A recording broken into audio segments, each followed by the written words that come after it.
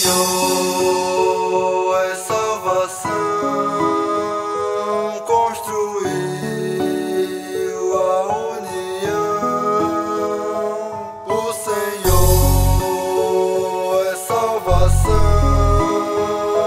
construiu a paz e o amor.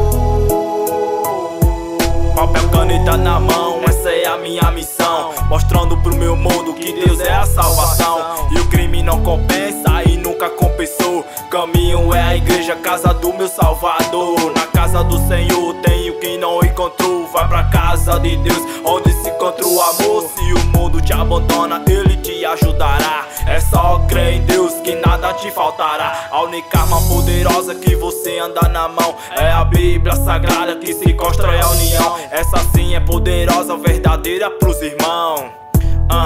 Verdadeira pros irmãos. Se Deus é salvação, pra mim é especial. Ele não é dinheiro, mas sempre foi real. Se entregue ao louvor, se entregue ao evangelho, porque Deus tem poder e Ele sempre foi correto.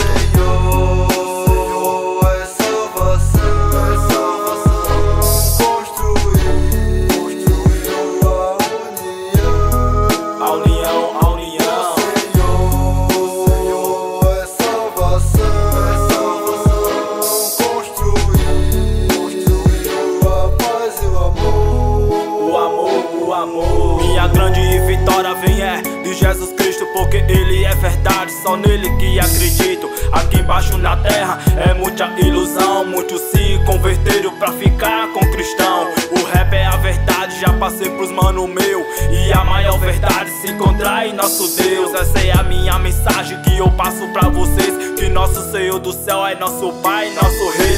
Ele salva, irmão, de tanta covardia. Ele constrói o amor, Ele constrói a alegria. O Senhor está voltando, se orienta, meu rapaz, porque Ele é poderoso, nosso Deus, Ele é mais. O Senhor é a saída, o Senhor é o caminho, Ele é nossa luz, só nele que eu confio. O Senhor aqui no mundo deu amor pra todos nós. De minuto em minuto a gente aqui só destrói.